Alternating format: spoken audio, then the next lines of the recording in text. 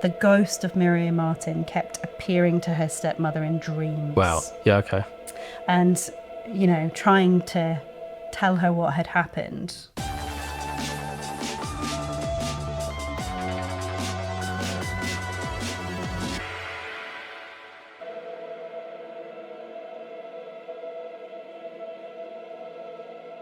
Hello and welcome back to the Bethnal Archives podcast. We're back here at the Colchester Castle Jail and we're joined today by Gemma Garwood, who is the artistic director of the East Anglian Folklore Centre. Gemma is a folklorist and a cunning woman. Well, I term myself a creative cunning woman. Creative cunning woman, yeah, fantastic. And we've got a research library, space to collaborate, we run events, and we just like to nerd out about folklore and chat to people, so this is perfect, really. Thanks for inviting me on. No, it's great. It's great to talk about all these, I'd say, hidden stories or stories that aren't as, should be more common knowledge, but I feel like some of them maybe have hidden away or aren't as in the public arena as they were. I think there's always this kind of pendulum swing of the stories being there, but different stories are popular for different reasons at different times. So, and that's how folklore works. You find the thing that is meaningful to you in that moment. And if there's a story that disappears, there's absolutely every guarantee that at some point in the future, someone's going to find it. Like M.R. James in the archives, blow off the dust, and hopefully nothing bad will happen to them when they find the story. Hopefully it will be exactly the right thing for them in that moment. Yeah. What got you into folklore to start? What was the first story that you read and you thought, wow, this is my interest? I mean, it's absolutely been part of the way I've always seen the world. We all get told nursery rhymes, fairy stories as kids, right? They're some of the first narratives that we learn. They're some of the first things that we're given as ways to understand each other, as ways to understand the world around us. And I just never put them down. I never got bored of them. I definitely, at points, tried to hide the fact I was still reading them. So you might have seen me on the school bus with like a book of ghost stories tucked into a Cosmopolitan. I think these stories are ways of understanding the world around us and around ourselves. Yeah. I am really open about my neurodivergence. I have autism and ADHD, but I'm adult diagnosed with that. And I think one of the things I found really beautiful about folklore is that everyone has a story, right? So you have a story from where you're from and you meet somebody and they will have a story from where they're from. And it's a really easy way to build a bridge of understanding. Or if you are feeling othered, there will be a story from folklore that you can use to give you the terminology that you might not otherwise have to explain how you're feeling. So I've always, as a neurodivergent individual, this is a later realization, used common stories to be understood. Yeah. I also think that as a neurodivergent individual, I do think about relationships with people and place differently. Yep. And there is a kind of, I never lost that sense of being enchanted by or curious about understanding how the world works. I've never taken for granted that I know how anything works. So I think there's a natural openness. And when you notice different things than other people, then, I was saying to someone earlier, and I think we spoke about this when we've been chatting before, but because of my neurodivergence, I shouldn't say this so loud in a building like this, but I would love to see a ghost. I would love to have that experience. I've had experiences, but I've always been able to explain them. There's always been a way I can explain it away. It would be marvelous to have an experience that I couldn't explain away. But I don't know why I would expect a human ghost to be something that I can relate to, understand and see, when I don't really relate to human living people in the same way. So potentially I may never see a ghost, but I might pick up on resonances in a place. So definitely open. And I think if you've always stood on the periphery of society or felt like an outsider, it's also really easy to relate to those stories, isn't it? Like, I can absolutely identify with whatever figure was guarding the East Anglian crown, or the whistle in an M.R. James story, probably more than I can with the person who dug that thing up and wouldn't put it back. Like, no, why? Respect the landscape. Yeah. Why are you doing that? So, yeah, I don't know if that answers your question at all. No, but, great. Yeah. Really interesting. Yeah. And with that as well, I mean, something we spoke about before, and I think, I'll mention it again for the audience. A lot of people who have an interest in the paranormal, or at least feel like they've experienced stuff in some sort of level, seem to be neurodiverse in some sort of way. Maybe it's that openness or hyper awareness that we have that allows us to sort of see past the normal, or who knows? I don't know. What's your? I mean, I think some of us are really detail oriented, right? Yeah. We're exceptionally good listeners. We notice everything. We're hyper vigilant often. So a lot of the things that other people might take for granted or just not see around them, we might notice. And again, I do think there is that openness to, if you're looking at the world through a different lens than everybody else, then there's no reason really why something shouldn't exist. Yeah. So, yeah, and even those of us with scientific brains, I think, can be open to the idea that you can't understand everything. Yeah. Because you might not understand if you're being invited to a party or if someone likes you or not, If you can't understand that, how can you expect to understand everything in the universe? Yeah. So that's so we're here to talk about myths and folklore and legends and paranormal stuff. That's jump straight into some things we talked about last time. Yeah, there's let's go for it. whole host of fascinating things at the Folklore Centre. Maria Martin was a local beauty in Polstead. She'd had a bit of bad luck with men, maybe some illegitimate children, maybe one with actually William's older brother, who unfortunately, William wasn't first in line to inherit the farming empire that he did. It just happened that way for him. And he was very concerned about what his mother thought.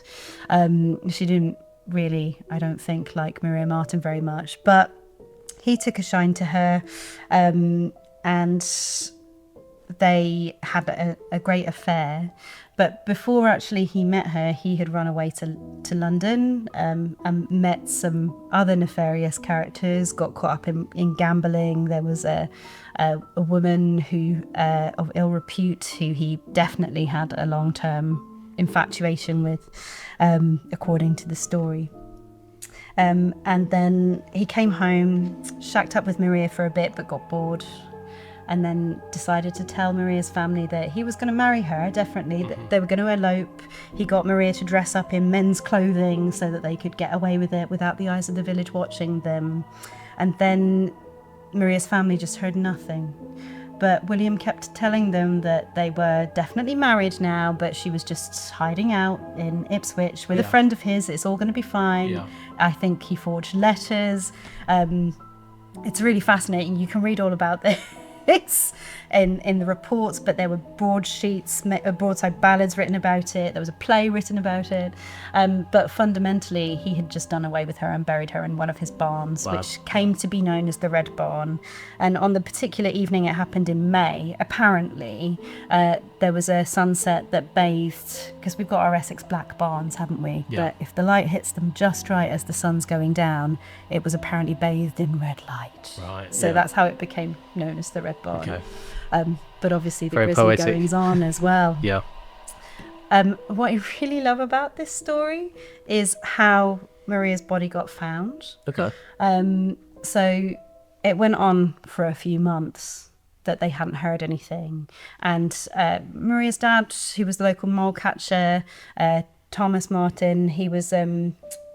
it's kind of very trusting. It must be okay. The Corders are a good family. We're lucky that they took Maria off our hands. Yeah.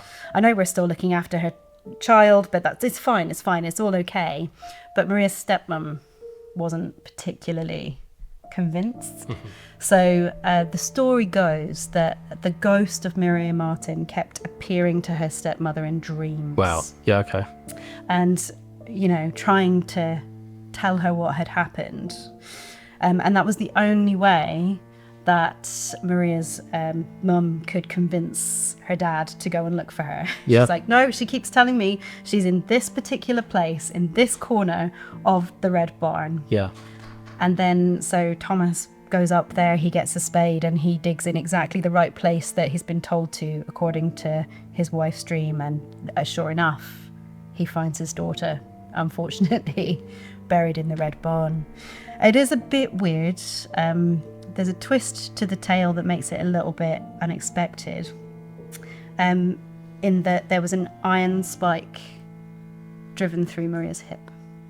Right. And that's something that is often reserved for, it's very well known in kind of vampire culture. Maybe it might have been used if someone was a suspected witch. Yeah. But why she would have had that driven through her hip. Yeah. Yeah, it doesn't get discussed much, but it's just a weird little fact. Yeah, that's interesting. And then obviously they went after him. He'd given himself away because in November he placed an advert in the London papers for a wife. Right. He got 45 replies and he did actually marry one of them. Wow, okay. But only months later, obviously, her husband got dragged away and Yeah. Rested. torn apart. So yeah. yeah, no wonder his restless spirit still wanders. William Corder's ghost has been cited quite a few times, so as far as genuine hauntings concerned, then I guess he made his own bed for that, didn't he? And now He did, he'll lie in it. Yeah.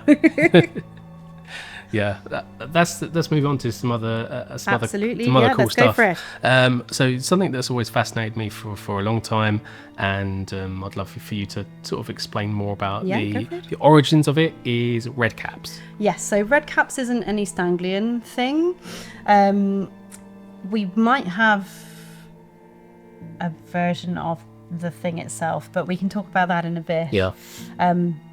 A redcap is from the Anglo kind of Scottish borders, and they tend to inhabit forts and castles that have been abandoned. Okay. They have a red cap on their heads, usually long teeth. Yep. They're usually quite swarthy looking characters. Wouldn't want to go near one, especially because their caps are red because they wash them in the blood of their victims. And are they humanoids or they? I would say they're probably more attached to the Fae-Folk or elemental spirits, which is where I think we could potentially find a connection. Yeah. But I think it's worth remembering as well about these places. There's a legacy. So the red caps could have been a warning tale to stop Scottish men misbehaving. Yeah. Because you don't want to become something as ghoulish as that. So there's this comparison about we'll mind out. Those buildings probably would have been used for smuggling. So whether it's another instance of some folklore being built to stop people disturbing sites they shouldn't. I think it's also quite fascinating if you think about in terms of land ownership, like those castles once, there was contested landscape. Mm-hmm. You've got the English coming in who, would probably have been wearing their red army coats. So whether there's a red coat, red cap correlation, I don't know. I haven't found a lot of discussion about that, but it's just something that plays around in the back of my mind a little bit. So who's being demonized here? Is it a way of storytelling that demonizes bad Scottish boys, or is it a way of demonizing the English? Who knows? They probably did a good enough job of demonizing themselves in that over the course of history, but particularly at the time when this kind of folklore was becoming popularized again. And it's interesting that you say how it could be used in a way to ward people off from going there, because Ben Pates in the previous episode was saying how folklore from dragons is related to areas where you might not want to go to because of absolutely. So dangers. I mean, it could be that some crocodile or weird creature has escaped from a gentleman's zoo, because zoos have been going for quite a long time as well.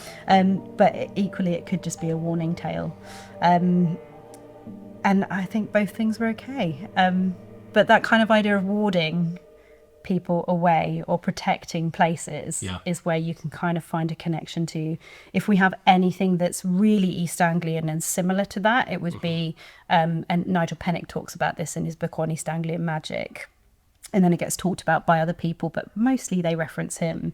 The elemental spirits that we have in East Anglia called the Yarthkins. Okay, the Yarthkins, So you would raise a village ward, actually, to go and please your local Yarthkins, so that they would, there's still magical practitioners out there who will appeal to that ward of Yarthkins to look after their spaces. So they're land spirits that can... I guess not be expected to operate by the same rules as human kind of morals, ethics, ideologies would define. So maybe the Redcaps aren't good or bad. Maybe they're just protecting very fiercely an area that belongs to them, or that they've been tasked with protecting for whatever reason. Gotcha. Yeah. So... Okay. Yeah. With the Yarthkins as well, how would you describe them? Or what, how are you able to see these things, or are they just? I mean, there's also so the Yarthkins is basically our description of fae-folk or elemental spirits. So they could take all kinds of shapes and all kinds of forms. You've got the Lady of the Woods, which would be described as in the Yarthkin family, but a particular kind of spectral phenomenon, probably fairy. Again, we wouldn't want to get on the wrong side of her, but is generally seen to be quite protective or benevolent, especially of that woodland space. But mostly, you tend to get on the wrong side of all of these things if you're disturbing their environment, if you're damaging, their home. But they make a lot of sense, I think, because why would we be damaging our own home? But, I guess we're telling a lot of stories to try and understand that ourselves at the moment. Yeah, that's true. And then going on from that, I guess the Green Man. Was the Green Man a Yarthkin? I mean, I guess you could argue if you found a Green Man in East Anglia, that could actually be, part of the Yarthkin family. There's a very famous story. So the Green Man is a motif first and foremost, I think. It's a symbol that a lot of people pour lots of different ideas into. It's quite interesting that that symbology has become so important now when you've got this really huge uptick in popularity of pagan Christianism. And those are two terms that sound like they shouldn't fit together, but they kind of always have. Yeah. I think we get really Protestant about that in the UK, but Celtic Christianity has always, I guess, in my understanding of it, retained that idea of magic and relation to the landscape in a way that maybe we lost a bit here. Although you still find, like in Finchingfield Church, there's some beautiful corn dollies. So you've still got that relationship between how the land is managed, how we look after it, and how, we're managed as human beings by, God in faith. Yeah. If those are the things that you believe. What I find most interesting, especially with my interest in anticipatory folklore, is that most of our modern tellings of the Green Man, the modern idea that he's a pagan hangover, it was pretty much thought up by one wealthy lady who wrote one article that was reprinted twice in a journal of folklore in, I think, the 1920s or 30s, but I'm bad with dates on the spot, so don't quote me on that. And then everyone since has kind of peddled that idea. Ronald Hutton's a brilliant person to listen to. I mean, just generally in life, but he's got some very interesting things to say about the Green Man phenomena. They often get connected to wild, like wood woes or wild men. Yeah. We've got a very famous wild man here in East Anglia, the Wildman of Orford. I love that story as well. It goes from everything from this strange humanoid creature being pulled up in fishermen's nets, and then they didn't like the look of him, so they beat him to death on the spot. Yeah. To he gets pulled up in the nets. He looks at these fishermen. He thinks they look like good crack, so he goes back on the boat with them to Ipswich, hangs out for 20 years, fathers loads of wild babies, and then gets bored of humanity and goes back to the sea. So you might still find yourself on a dark night wandering the streets of Ipswich and catch someone who's got a bit of a wild glint in their eye. Maybe they're one of his descendants. There's also a certain school of thought that relates, because of that reason, because of that connection, the Green Man to Bigfoot. Right. But that's a whole nother wormhole. Okay. Yeah. Well, then we say Jolly Green Giant. Absolutely, or sweet corn, definitely. corn, yeah.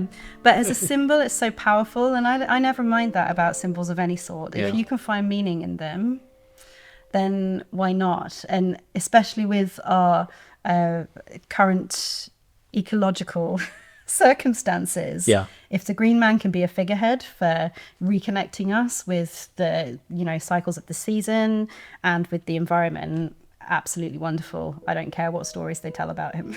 Right. From that as well, you mentioned corn dollies. Yes, yeah. And also the Wildman of Orford, and it kind of almost leads me on to, is that related also to maybe a local mermaid story as well? Yeah, I mean, there are mermaid stories. You've got some great mermaids up in Norfolk. What I'm really searching for, and I mean, if anybody who is kind of witnessing this with us has any of them, is a Selkie story. Yes. From East Anglia. Yeah, I'm obsessed with Selkies. You go up to Scotland, if you go to Orkney, they have a Selkie cam in their museum, so you can just watch the seals. Yeah. And actually, we had the seal population, the grey seal population has come back to Orford. Just to connect those dots a little bit during lockdown, and they kept it under their hats for ages. But I feel like we now have Selkies in East Anglia. They're here, so we need to start writing the stories about them. For those who may not be familiar with Selkies, because it's quite a Gaelic sort of thing, isn't it? It is, yeah. So a Selkie is a creature who, when they're in the sea, wearing a seal skin, they can just frolic around like one of the seals, but on land they can remove that seal skin and miraculously become an absolutely beautiful human being. Usually in the stories they've been women, but those women go on to have children. Those children are not always girls, so I'm gonna argue that point, that there are Selkie folk of all genders out there. And there's a lovely animation, Song of the Sea, as well. Yeah, it's about brilliant. Selkies. It's brilliant. But it's one of those stories that's been really reclaimed recently. I think partially because this idea of being able to find your own skins, that's what normally happens. The Selkie usually escapes, thank goodness. Sometimes it takes longer than others, but they will find their skin eventually, and then they'll be off. There's no way of keeping them to yourself. So don't ever try and catch a Selkie. Why would you want a Selkie partner? Yeah. Unless you're willing to get in the sea with them. Could if you're not a Selkie, could you become a Selkie? Is it, or are they more like? I mean, I think it's all to play for. I think. Yeah. If you believe anything hard enough. Yeah. Okay. Let's go back to corn dollies. What exactly are corn dollies? How are they used? So they're used for all sorts of different reasons. I think the word corn dolly implies that they would have some kind of humanoid form, but they don't always. You've got all sorts of different displays of them. They can be sun wheels, they can be cornucopias. There's some that are shaped like lanterns or bells, favours, all sorts of different things you can do with them. Fundamentally, they are tokens. So you might have a farm labourer making a straw token for his sweetheart, or you might have the community taking the first bit of the harvest, making something special out of it, and then leaving it in a sacred place, which then evolved over time to become church, to guarantee yourself a good harvest. And whether that happens with the last bit of corn or the first bit of corn, it's always the same kind of thing. But it's just really a way of honouring, I guess, that thing that keeps all of us alive, right? Yeah. And especially in East Anglia, it's such an arable landscape. Respecting that, having rituals, having these visualizations of objects or stories that you tell at particular points in the year means that it keeps the world turning. Yep. Means that the grain's definitely going to grow. If you don't do that, you're dicing with the grain not growing. So yeah, it's one of those really lovely things that the agricultural community has managed to retain. Mm-hmm. Yeah. So yeah, we run a straw club. It's an endangered craft at the moment. I think it's one of those things that everyone should have a go at once.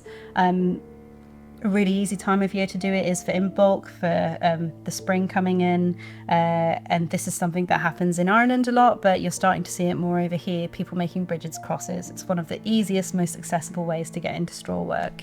And you can even do it with paper straws. So loads of YouTube tutorials on how to do that. But yeah, also come and hang out with Lucy Hookchild, Corn Dolly Folklore, at one of our straw clubs, and you can find out how to make things yourself. Great. Yeah, there'll be a description down below there, so you can have a look if you want to and find out more information about that. So, yeah. And talking about straw and straw dollies, Wicker Man. Yes, Obviously, yes. we can kind of link to that. What is it about these figures that has interested sort of folklore and people in general? Is it because they kind of have a humanoid The look Wicker to them? Man is one that's really interesting. I guess there are woodcuts that might have inspired that film, but really, really, the film is the thing that made that practice, whether or not it did really happen as often or whatever, really popular. But I do think folk horror is one of those things that it's really, it says a lot about the times that it's made in. At the time the Wicker Man was made, it was part of a folklore revival that was happening then. You've got a country that's about to start going into this sense of rioting in the 80s. Yeah. So this idea of the Lord of Misrule, which is really amplified in that film, of being able to guise and do things just because maybe you're wearing a costume or you're wearing a mask or there's a ritualistic reason for it, is something I think that film getting made, those kinds of reflections on those kinds of ritual practices or stories, whether they've been recorded faithfully or not, says an awful lot more about the time that film was being made than I guess the practice of building Wicker Men and putting livestock and people in them. And it's just a really extreme version of, I guess, that offering that you might make. Do we have many stories of ritual sacrifice in East Anglia? Probably. It's when you get down to thinking about things like bog bodies, I don't know really how much with the drainage of the land. There's a long tradition of people trying to control their environment. So it would be really, really naive of me to say that ritual practices, even sacrifices, wouldn't have taken place across East Anglia throughout history. But the kinds of places that we would normally find that evidence, I suppose, have been so altered or changed over time. We don't really have, there's the classic comprehension that maybe stone circles had that kind of ritual purpose. And not that you would have this kind of narrative of someone getting placed on an altar stone and something bad happening to them. But you definitely get burials happening around them, which is a different kind of sacrifice. There would have been a different relationship to death, and if it made sense to a community to make an offering of a person, there's no reason that couldn't have happened. I don't know how much actual on the ground, real practical evidence we have found in East Anglia for that. And I do wonder how many of our bog bodies might have got uncovered, maybe used in medicine, the same way that they used mummies in medicine when all of the land in the fens was drained. We don't know. That's I never really considered that. When you start to think about that kind of sacrifice, I think you do lean further into the deep time thing, don't you? It's either that or do you start going down the satanic panic route, and I'm not really here for that. So, my mum is probably still quite frightened of all of that stuff, but she wouldn't like this then. No, one of the things I was categorically told, never do a Ouija board, right? The minute it looked like I was anywhere near, the minute the craft came out, no, never do a Ouija board. But she did have a strange experience where she did one in a local farmhouse when she was a teenager, and all of the doors to the room that she was in suddenly slammed shut and they couldn't get them open. Wow. So I think that was as far as she was willing to dice with anything like that. Yeah. So anytime I talk about any of that stuff, or I watched a really great documentary that I love called Hail Satan. I watched it. I was like, oh, maybe I'm a Satanist, because the tenets of the modern satanic temple Yeah. are actually more kind of socialist, community-based Yeah. principles. Yeah. Because these people, as a political movement, don't believe in God, so why would they believe in Satan, Yeah. right? Yeah, It's yeah, not. yeah. It's more of a It's not a religious thing. secular, it's a political thing. Yeah. But when you start going through those tenets and going, oh yeah, no, that's a really sensible, what a lovely idea. Yeah. That's a really nice community-focused thing.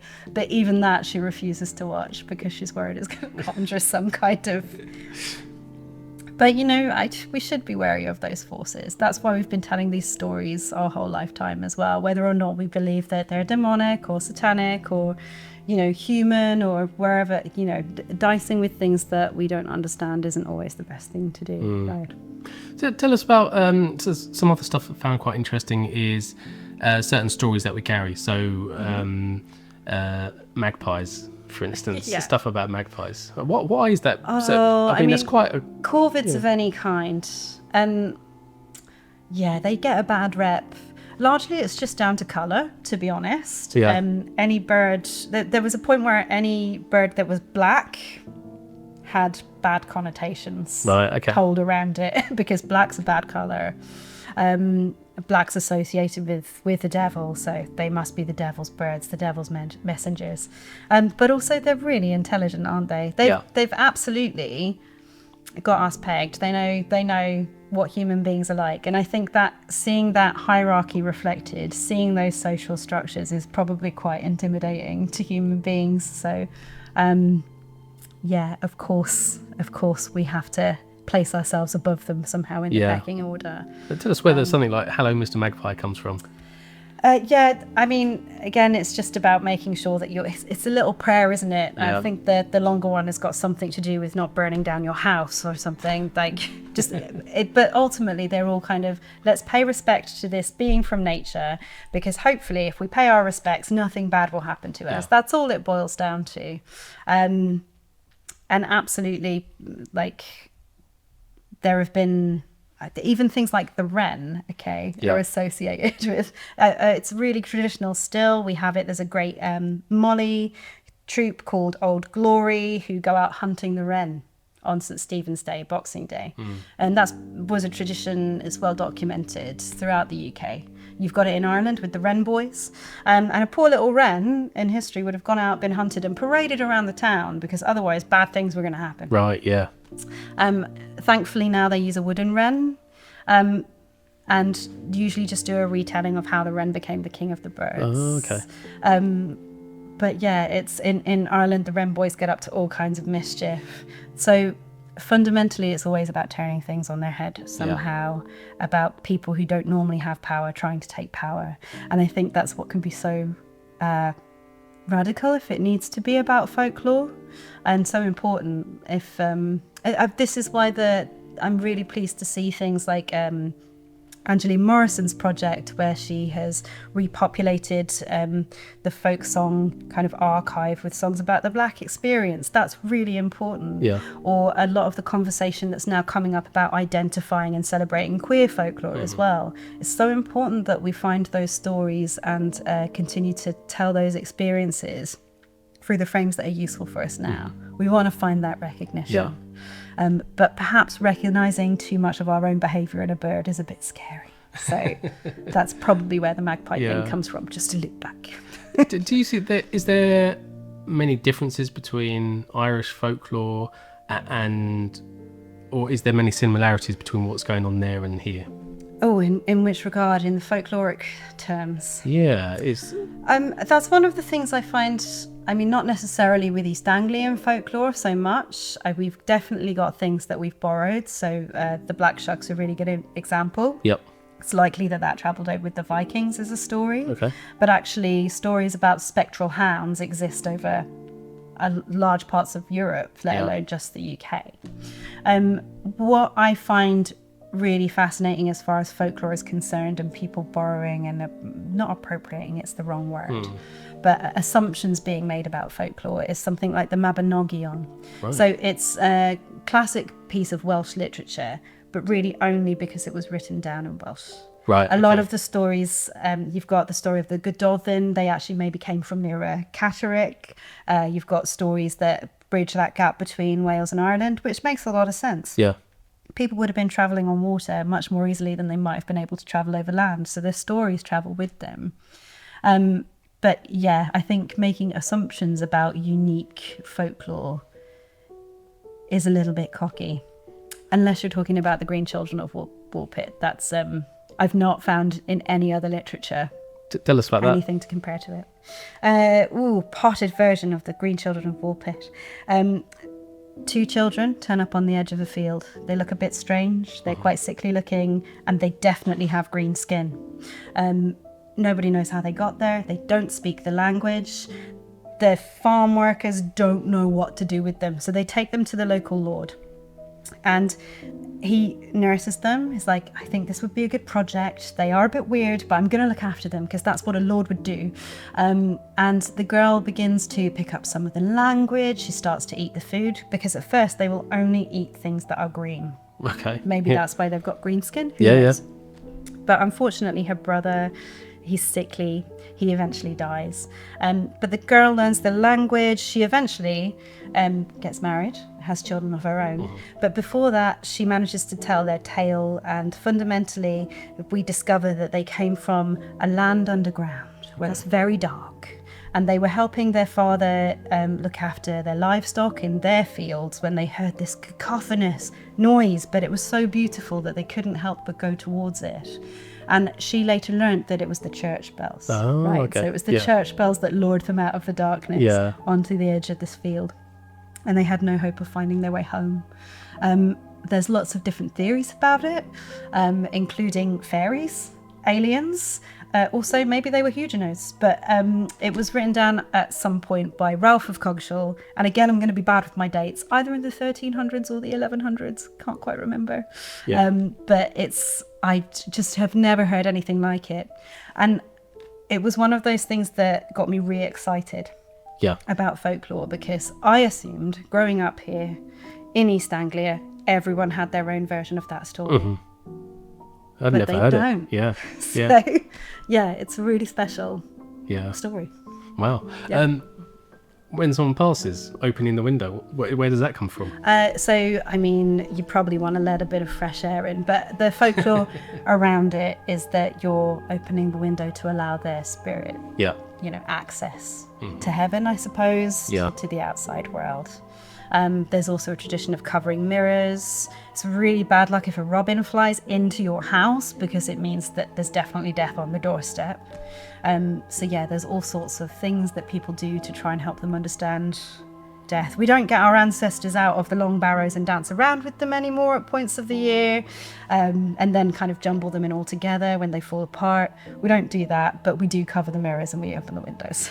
Because it gives us some kind of control over the situation, I guess. Yeah, that's true. And with mirrors as well, with like mirrors that seem to be portals and stuff absolutely. Like that. Never hang one opposite another. Yeah. Even though it looks really fun, you're definitely creating a ghost run, right? Yeah. And there is something weird and uncanny about that. You can feel it, can't you? Yeah. It's like looking, you can see the back of your head as well, which is quite a... Yeah, when do you ever get to see the back of it? I forget it exists. Yeah. Is there any other weird folklorish creatures, entities, things that you've heard or come across that you could probably say, actually, there's maybe some truth into this, or something that's quite unexplained? I think where I find things fascinating is when you start talking about things like stone tape theory. That is, I mean, there's a lot of people that talk about it as being pseudo-scientific, pseudo-psychological. That's fine. But then when you start talking, I connect with places first and foremost. I'm more likely to identify with moss than I am with another human being. So it makes sense to me that a place would also have a spirit, that a place would also remember. So maybe not stone tape theory as a scientific thing, but place memory, absolutely. Part of that place memory is held in stories, which is why folklore is so fascinating. But then when you start thinking about things like time slips, so there's a really famous one in Suffolk. I am not an expert on it, but Folkways did a brilliant podcast talking about the Kersey time slip. Okay. And it's just one of those gorgeous, picturesque places that you wouldn't expect something like that to happen. There's another very famous one at Bold Street in Manchester. And that's the kind of place I can imagine time concurrently running. It's very busy. So famously, you would walk out of a shop and suddenly find yourself in a different time, walk back into the shop still in a different time, and then suddenly it switches back to your own time and there you are. But I don't see any reason why, especially at different points in the year, when there's always been a tradition of people talking about this thinning of our understanding. So whether it's a thinning of the veil or, dimensional walls getting a little bit thinner. If that's something that human beings have always believed happens, then why aren't there particular, those would be the times of the year where something like that's going to happen. You stand a better chance. I guess really you've just got to make sure that you're actually taking notice. That's it. I do wonder whether there's been an increase or a decrease in paranormal experience since the invention of the smartphone. Yes. Because obviously you've got all of these tools that you can download onto your smartphone. You can go ghost hunting with it. But then you're also really not taking notice of anything around you. That's it. How many ghost hunters are out there in the world with an apparition full-on bodied behind them? Yeah, but they're too engrossed in on Facebook. Just doom scrolling. It's very true. I mean, as I said, we was here. We out of all the time we was here, the EMF spiked a little bit over there, and we was nowhere near. But funnily enough, I was recording the video at the time, and we just sort of caught it. Now, there's probably loads of situations where paranormal activity has happened, and you can because most of the time it happens so quick, or it's a flash in the pan and it's already over. I guess a lot of times maybe we're missing a lot of stuff now. I think you go through some time slip and suddenly you're in 1940s, in London. You might just think it's and you're just looking at your phone the whole time. Film set that you've wandered on. I can't get the signal working, and then there's a blimp going across your head, and there's like a you're in the middle of the Second World War, and you're like, we've all got to and you look start up and it's taking more finished, notice. Otherwise, we're never going to get our ghosts back, right? Well, that's all we've got time for today. Thank you so much for joining us. Thank you Make sure you have a look in the description below for more information about the Folklore Centre, and we'll see you next time. Remember to like, subscribe and comment, and catch you later.